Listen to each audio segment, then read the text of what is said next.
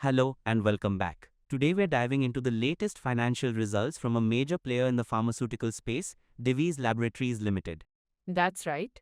Divi's Labs is a significant name primarily engaged in the manufacture of active pharmaceutical ingredients or APIs, intermediates, and nutraceutical ingredients.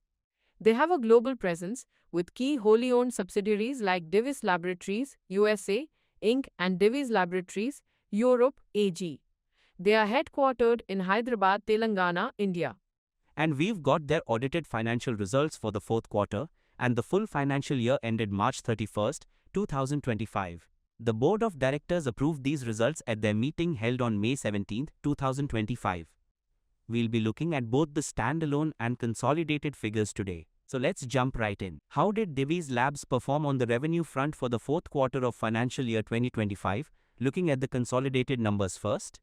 Okay, starting with the consolidated results for the fourth quarter of financial year 25, Divi's Labs reported revenue from operations of 2,585 crore rupees.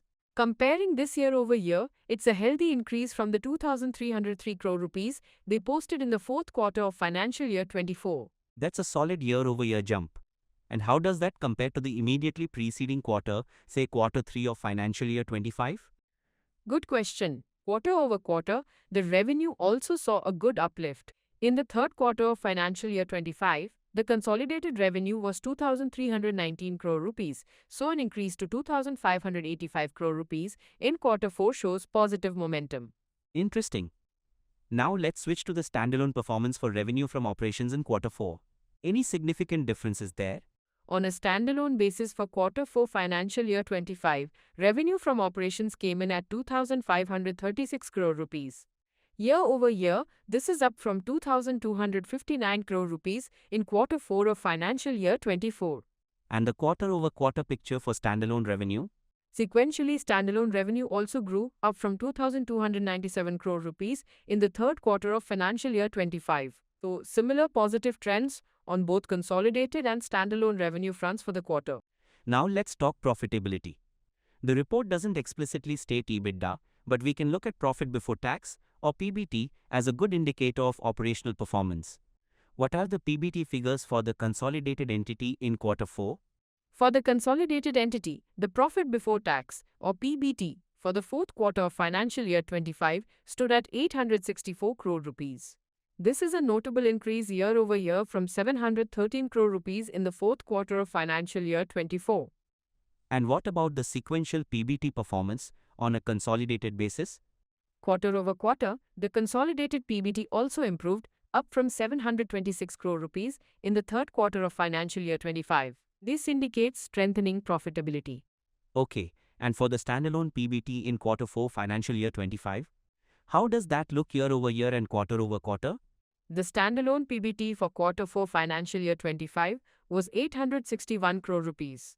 Year over year, this is up from 700 crore rupees in quarter 4 financial year 24. Sequentially, it also rose from 730 crore rupees in quarter 3 financial year 25. Again, consistent growth here. Moving down to the bottom line, what about profit after tax or PAT on a consolidated basis for quarter 4? Consolidated profit after tax, or PAT, for the fourth quarter of financial year 25 was 662 crore rupees. This is a significant improvement from the 538 crore rupees reported in the same quarter last year. And the quarter-over-quarter consolidated PAT? Sequentially, the consolidated PAT also grew from 589 crore rupees in the third quarter of financial year 25. And how do the standalone PAT figures compare for quarter 4, both year-over-year and quarter-over-quarter? On a standalone basis, PAT for quarter 4 financial year 25 was 667 crore rupees, up from 531 crore rupees year over year. Quarter over quarter, it also increased from 594 crore rupees in quarter 3 financial year 25. So strong PAT growth across the board for the quarter. Let's look at the earnings per share, or EPS. What are the consolidated EPS figures for quarter 4?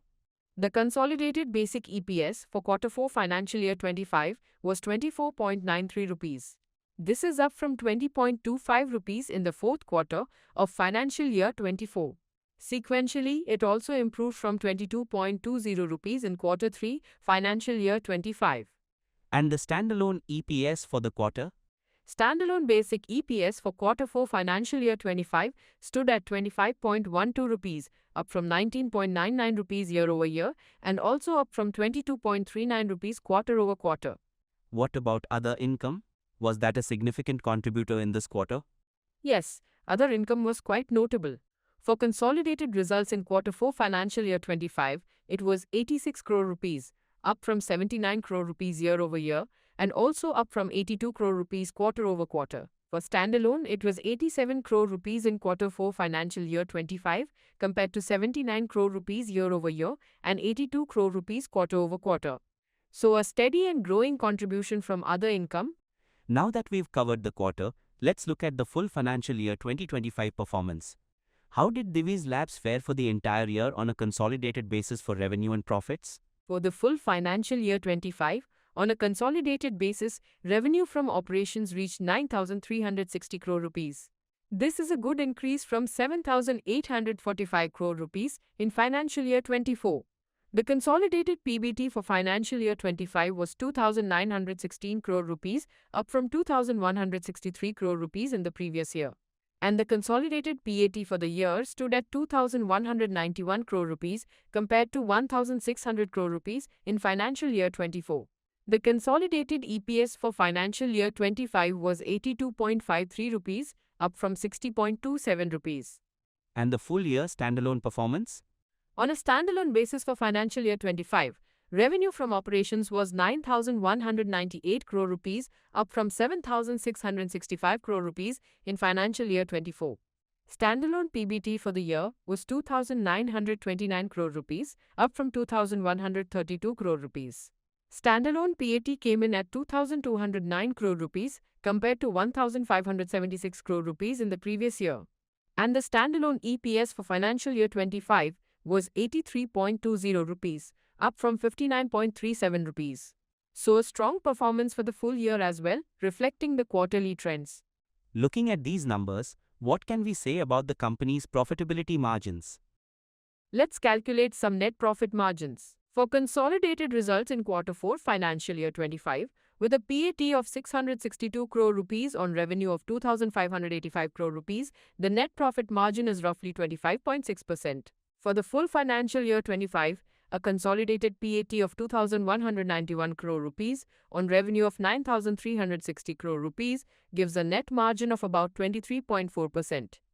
On the standalone side for Q4 financial year 25, a PAT of 667 crore rupees on revenue of 2,536 crore rupees gives a net margin of about 26.3%.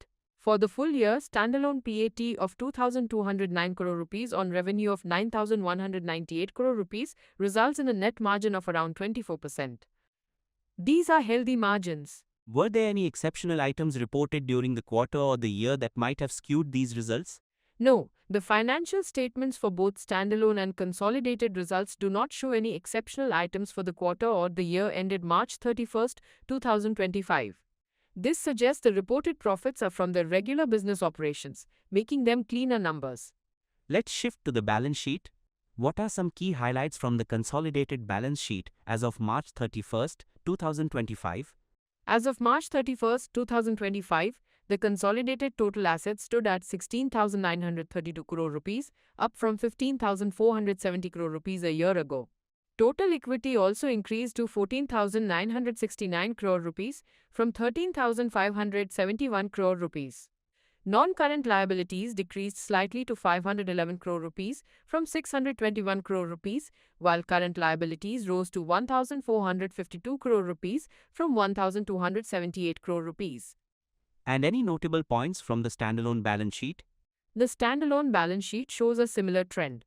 Total assets were 16,824 crore rupees, up from 15,362 crore rupees. Total equity increased to 14,895 crore rupees from 13,484 crore rupees. Non-current liabilities stood at 509 crore rupees, down from 619 crore rupees, and current liabilities were 1,420 crore rupees, up from 1,259 crore rupees. The balance sheets reflect a growing and financially sound company. How about cash flows? What do the consolidated cash flow statements for the full year tell us? For the full financial year 25, The consolidated net cash inflow from operating activities was robust at 1,653 crore rupees, an improvement from 1,261 crore rupees in the previous year. Net cash outflow from investing activities was 804 crore rupees, primarily due to payments for property, plant and equipment, and net investments in deposits. Net cash outflow from financing activities was 799 crore rupees, almost entirely due to dividend payments. This resulted in a net increase in cash and cash equivalents of 50 crore rupees for the year, with closing cash and cash equivalents at 413 crore rupees. And the company has made a dividend announcement, correct? Yes, they have. The board has recommended a final dividend of 30 rupees per equity share, which has a face value of 2 rupees each. That's a hefty 1,500% dividend for the financial year 2024-25. This is of course subject to the approval of the members at the ensuing 35th Annual General Meeting or AGM. When is the AGM and what's the record date for this dividend? The 35th AGM is scheduled for Monday, August 11, 2025, and the record date for the purpose of the dividend payment is July 25, 2025. Now, regarding segment performance, does Divi's Labs operate in multiple business segments? According to their notes to accounts, Divi's Laboratories is engaged in the manufacture of active pharmaceutical ingredients, intermediates and nutraceutical ingredients. The company states that these activities constitute a single reportable business segment as per Ind AS 108. So a detailed multi-segment performance analysis isn't applicable here. That clarifies that. Were there any other significant notes or events mentioned in the report that investors should be aware of? Yes, quite a few important developments. Firstly, there's a change in key managerial personnel. Mr. L. Kishore Babu, the current Chief Financial Officer or CFO, and key managerial personnel or KMP will be superannuating effective August 1, 2025. Mr. Venkatesa Perumallu Pasumarthi has been appointed as the new CFO and KMP, also effective August 1, 2025. Any other appointments? Yes, Mrs. V. Bhaskara Rao and Company, practicing company secretaries, have been appointed as the secretarial auditors for a period of 5 consecutive years, commencing from financial year 2025-26 up to financial year 2029-30, subject to shareholder approval. What about their expansion plans or new projects? A significant development is that their Unit 3 Greenfield project, located at Ontimamadi village near Kakinada, Andhra Pradesh, has commenced commercial operations in the current quarter, that is, Quarter 4 of financial year 25. The company has capitalized assets valuing 1,118 crore rupees during the financial year, of which 755 crore rupees pertain to this Unit 3 project at Kakinada. This new unit should contribute to future growth. Any changes in their tax regime? Yes, the company has decided to exercise the option permitted under Section 115BAA of the Income Tax Act 1961 from the current financial year. This section pertains to a concessional tax rate for domestic companies. The tax expense for the year ended March 31, 2025 has been estimated accordingly. And what about foreign exchange fluctuations? Did they have a major impact? The company reported forex gains. On a consolidated basis for Quarter 4 financial year 25, there was a forex gain of 10 crore rupees compared to a loss of 2 crore rupees in the same quarter last year. For the full financial year 25, the consolidated forex gain was 48 crore rupees, up from a gain of 30 crore rupees in financial year 24. On a standalone basis, the forex gain in Quarter 4 financial year 25 was 11 crore rupees versus a loss of 1 crore rupee in Quarter 4 financial year 24. For the full year, standalone forex gain was 48 crore rupees, up from 28 crore rupees. So forex movements have been favorable. This brings us to a critical part, the auditor's report. What did the auditors, Pricewaterhouse Chartered Accountants LLP, have to say about both the standalone and consolidated financial results? This is good news for investors. The company has provided a declaration stating that the statutory auditors, Pricewaterhouse Chartered Accountants LLP, have issued audit reports with an unmodified opinion on both the standalone and consolidated audited financial results for the financial year ended March 31, 2025. An unmodified opinion means the auditors believe the financial statements give a true and fair view and are free from material misstatements. That's definitely reassuring. So to summarize the performance and looking ahead, what's the overall picture for Divi's Labs? Divi's Laboratories has delivered a strong performance in both the fourth quarter and the full financial year 2025. We've seen healthy growth in revenue and profits, both year over year and quarter over quarter, across standalone and consolidated figures. The profitability margins are robust, and the balance sheet reflects a growing company. The commencement of operations at the new Unit 3 facility is a positive sign for future capacity and growth. The significant dividend recommendation also signals management's confidence and willingness to share profits with shareholders. What are the key drivers and potential risks we should consider? Key drivers will likely be the continued demand for APIs and intermediates, successful ramp up and contribution from the new Unit 3, and their ability to maintain cost efficiencies. The decision to opt for the concessional tax regime under Section 115BAA should also positively impact net profitability. Risks, as always in the pharma sector, include regulatory changes, pricing pressures in global markets, R&D outcomes, and geopolitical factors affecting supply chains or market access. However, with an unmodified audit opinion and strong financials, the company seems well positioned. As always, we advise investors to check with certified experts before making any investment decisions. Excellent. So to conclude, Divi's Laboratories has reported a strong set of numbers for financial year 25, marked by good revenue growth, enhanced profitability, and positive operational developments like the new Unit 3. The unmodified auditor's opinion adds a layer of confidence. Absolutely. It looks like a solid year for Divi's Labs, and investors will be keen to see if this momentum continues into the next financial year, especially with the new capacity coming online. And that's all the time we have for today. A big thank you to our listeners for tuning in. If you found this analysis helpful, please like, share, and subscribe to our channel for more in depth financial discussions. We'll see you next time.